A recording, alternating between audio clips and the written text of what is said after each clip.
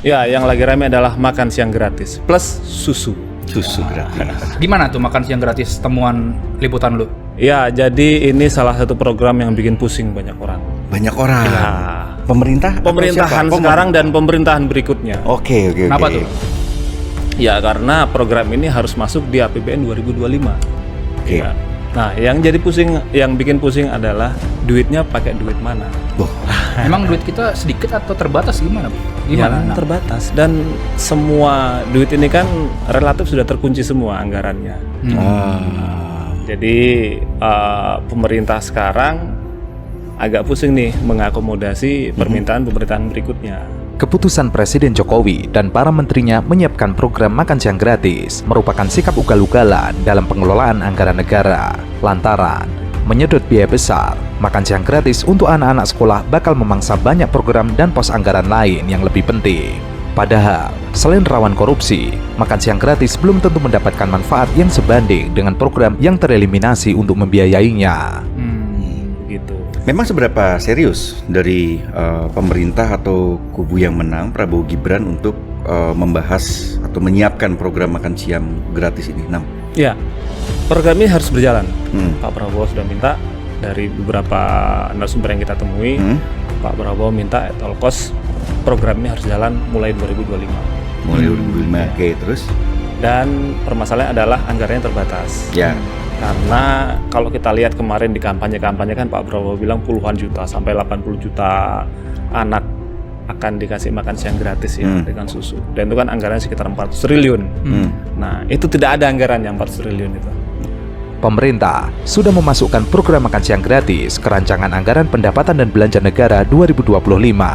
Belum ada penetapan nilai anggaran untuk proyek yang menjadi janji kampanye pasangan kandidat Presiden Wakil Presiden Prabowo Subianto Gibran Rakabuming Raka ini. Hitungan awal sejumlah kementerian menunjukkan nilai yang besar dan bisa membuat defisit anggaran membengkak. Hitungan Kementerian Perancangan Pembangunan Nasional misalnya menunjukkan belanja untuk program makan siang gratis dan susu gratis mencapai 185 triliun rupiah per tahun. Sedangkan Kementerian Koordinator Perekonomian menyebut nilai 257 triliun dengan asumsi terdapat 70 juta penerima dan harga makanan 15.000 per porsi per hari. Ini menarik nih, karena beberapa orang yang kita temui bilang timnya Sri Mulyani itu berusaha menghindari pembahasan khusus mengenai makan siang gratis. Berusaha menghindari ya? Kenapa? Karena ya ini mereka tidak ingin masuk ke detail, jadi hanya menjelaskan seperti apa sih postur APBN kita sekarang dan kira-kira kalau mau dimasukkan program Prabowo di APBN 2025 yang dibahasnya tahun ini, kira-kira pos-pos mana yang bisa diambil anggarannya. Oke. Dari Kementerian Keuangan fokusnya di situ aja supaya ini juga tidak jadi beban mereka karena untuk tahun ini kan mereka tugasnya merancang, sementara yang mengeksekusi kan di pemerintahan selanjutnya yang mungkin praktis baru jalan di Oktober ya. Jadi timnya Sri Mulyani sendiri juga kebingungan dong ya. Hasil kalkulasi tim kampanye nasional Prabowo Gibran bahkan lebih besar, yaitu 450 triliun per tahun. Apapun basis perhitungannya, biaya makan siang gratis bukanlah belanja bernilai kecil. Dengan bilangan ratusan triliun rupiah per tahun, biaya program ini setara atau bahkan lebih besar dari pos belanja lain, seperti perlindungan sosial, pembangunan infrastruktur, pendidikan, dan subsidi energi. Karena itu, pasti akan ada otak-atik pos belanja demi mengakomodasi program kebanggaan Prabowo Gibran, kandidat yang disokong Jokowi tersebut. Disinilah letak masalahnya. Pemerintah bakal terdesak merelokasi anggaran yang benar-benar penting jika tak ingin defisit membengkak. Ya mungkin yang agak seru nih, Apa? Program-program unggulannya Pak Jokowi mungkin akan dikurangi. Oh, misalnya. Oh, IKN. Gimana IKN? Gimana ceritanya? Tetap dilanjutkan tapi mungkin dikurangi, gasnya yang dikurangi. Oh. Gitu. Jadi akan terhambat nih ya.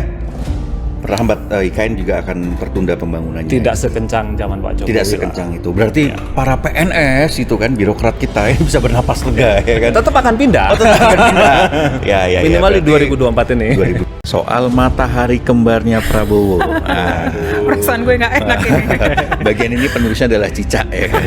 Jadi silakan Cica menjelaskan. Selamat sore Pak Jokowi. Ya, jadi Pram, berdasarkan diskusi kita ya dengan banyak narasumber juga pengamat gitu. Di 100 hari pemerintahan Prabowo ini ternyata Jokowi itu belum bisa melepaskan pengaruhnya. Dari ya ada yang bilang ini post power syndrome gitu. Kemudian ada yang bilang juga sebetulnya Prabowo tidak bisa lepas gitu tidak bisa semata-mata lepas dari Jokowi gitu. Ya, masih cawe-cawe lah ya. Betul. Jokowi ini di pemerintahan Prabowo ya. Betul, coba tebak apa yang paling kelihatan dari cawe-cawenya Jokowi? Banyak kayaknya ya. Oh, banyak ya. Terlalu banyak bahkan untuk disebutkan sepertinya gitu. Iya. Tapi yang paling tampak adalah dia atau Jokowi, Presiden ke-7 itu masih bertemu dengan menteri aktif saat ini. Beberapa menteri aktif. Ya, yang dulu pernah menjadi bawahannya. Dan sekarang itu istilahnya adalah orang-orang dekat yang jadi menterinya Prabowo. Orang-orang dekat Jokowi yang jadi menterinya Prabowo. Jurnalis senior Uni Lubis mengaku mendengar informasi bahwa Presiden Jokowi menitipkan 4 orangnya kepada Prabowo Subianto untuk menempati posisi tertentu jika telah menjabat sebagai presiden, seperti Kapolri dan Jaksa Agung. Ia mengakui bahwa mendengar informasi Presiden Jokowi menitipkan 4 posisi, yang 1 Kapolri, kedua Jaksa Agung, ketiga Mensesnek Pratikno, keempat Bahlil. Uni mendengar informasi tersebut dengan disaksikan langsung oleh koleganya, jurnalis senior Bambang Harimurti. Namun dirinya tidak mengetahui apakah 4 posisi itu akan diisi sesuai keinginan Jokowi. Ia tidak mau membocorkan sumber informasinya, hanya menegaskan berasal dari lingkaran terdekat Prabowo, dari Vericlus 02. Informasi ini A1. Gitu. Salah satu yang baru saja menemui Jokowi adalah Budi Ari, mantan Menteri Komunikasi dan Informatika yang sekarang menjadi Menteri Koperasi. Oke. Apa sebenarnya isi pertemuan Budi Ari dan Jokowi di Solo? Ya, Budi Ari tidak sendiri ya Pram ke Solo gitu ya. Dia bersama Bendahara Projo, Panel Barus, dan Jokowi ini mendiskusikan dengan Budi Ari soal approval ratingnya Prabowo. Yang belakangan Litbang Kompas mengeluarkan approval rating 80,9%. Ya itu tingkat kepuasannya kan juga karena banyak banget program populisnya dia ya. Betul ya. Seperti makan bergizi gratis, terus kemudian menunda penerapan PPN 12% dan lain-lain. Ya, dan efek dari pemerintahan sebelumnya sebetulnya yang pemilih Jokowi juga pemilih Prabowo gitu, masih efek bulan madu gitu. Masih ada efek bulan madunya gitu, dan Jokowi ini meminta Budi Ari untuk ikut mengawal agar approval rating ini nggak turun. Kenapa? Karena setelah masa bulan madu biasanya approval rating ini turun, Pram. Apalagi 100 hari itu udah banyak blunder tuh. Ya menteri-menterinya Prabowo gitu ya. Jokowi sempat disebut-sebut telah menyorongkan loyalis dan posisi sejumlah menteri di kabinet Prabowo Subianto. Salah satu di antaranya adalah Pratikno yang saat ini menjabat Menteri Sekretaris Negara. 2 sumber dari petinggi tim kampanye nasional Prabowo Gibran yang mengetahui keinginan Jokowi menceritakan informasi ini. Anggota tim kampanye Gibran Raka Buming Raka dan petinggi TKN mengatakan Pratikno diajukan sebagai menteri di kabinet Prabowo untuk membantu Gibran. Namun posisinya belum ditentukan. Pratikno adalah mantan rektor Universitas Gadjah Mada. Ia merupakan orang kepercayaan Jokowi. Selain itu Pram, Jokowi itu juga bertanya soal program-program koperasi yang ada di Kementerian Koperasi gitu, dan juga memberikan masukan. Misalnya koperasi diminta untuk mengelola komoditas lokal gitu. Salah satu yang dibahas Jokowi dengan Budi Ari waktu itu adalah rumput laut di NTT.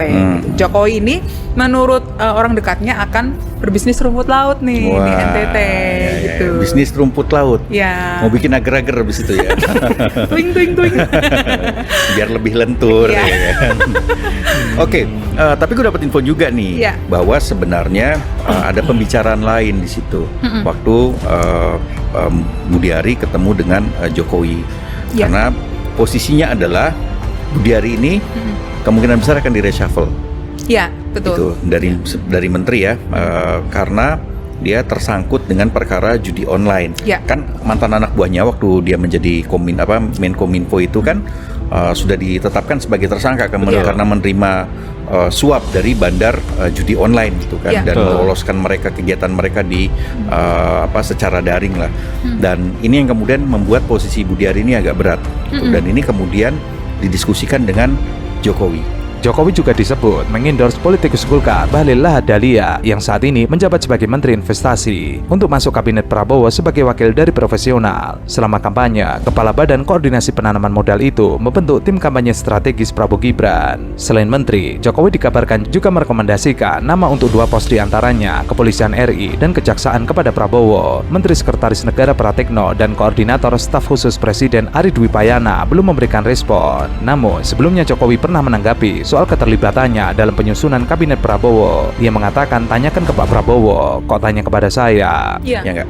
Ada salah satu koleganya Budi Ari yang juga cerita sebetulnya dia memberikan masukan kepada Budi Ari di tengah isu reshuffle itu ya, Pram ya, bahwa si koleganya itu memberikan masukan agar Budi Ari bertemu dengan Jokowi. Jokowi ini kan sering memberikan perlindungan kepada orang-orang dekat atau mantan anak buahnya gitu kan, untuk bicara langsung atau memotong langsung ke Prabowo. Ya ini kan dan juga pernah terjadi ya waktu itu ya, waktu dia melindungi Setia Novanto ya. Betul. Dan Ya. itu kan sudah ada pengakuan ya dari Ketua KPK Agus Raharjo waktu itu.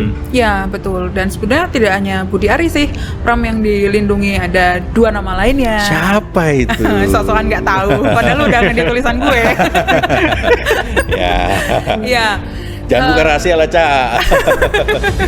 Ya, jadi ada lebih dari 3 narasumber kita ya di sekitar Koalisi Indonesia Maju itu yang cerita bahwa Jokowi itu mengusulkan agar Prabowo tidak mengganti secara cepat gitu ya Kapolri Listio Sigit Prabowo. Emangnya mau diganti? Ya tentu saja ada rencana pergantian, karena bagaimanapun Listio ini kan bukan orangnya Prabowo sebetulnya, Ya, Pram. betul. Dan setiap presiden itu kan selalu memilih Kapolri yang orangnya gitu kan, Orangnya. seperti Listio ini kan juga dulu orangnya Jokowi sejak Ya, dari ya, Solo gitu ya. kan. Nah menurut informasi yang kita peroleh itu Jokowi memberikan masukan supaya paling tidak setahun jangan diganti dulu lah Kapolri ini. Pun Prabowo juga sebetulnya yang memilih Listio. Kenapa? Karena Listio ini kan banyak membantu juga waktu pemilihan presiden kemarin. Ya, gitu kan. memenangkan ya. Memenangkan Prabowo. Ya, ya kita tahu waktu itu dan sudah pernah kita tulis juga di Tempo gitu ya, bahwa Coklat ini atau polisi ini memang bergerak untuk memenangkan Prabowo Gibran. Iya, betul. Bukan Ya, hanya di Pilpres loh. Bukan di Pilpres, tapi juga Pilkada di juga. Pilkada gitu kan. Dan inilah kemudian semacam balas jasa lah terhadap Listio Sigit yang telah membantu pemenangan Prabowo.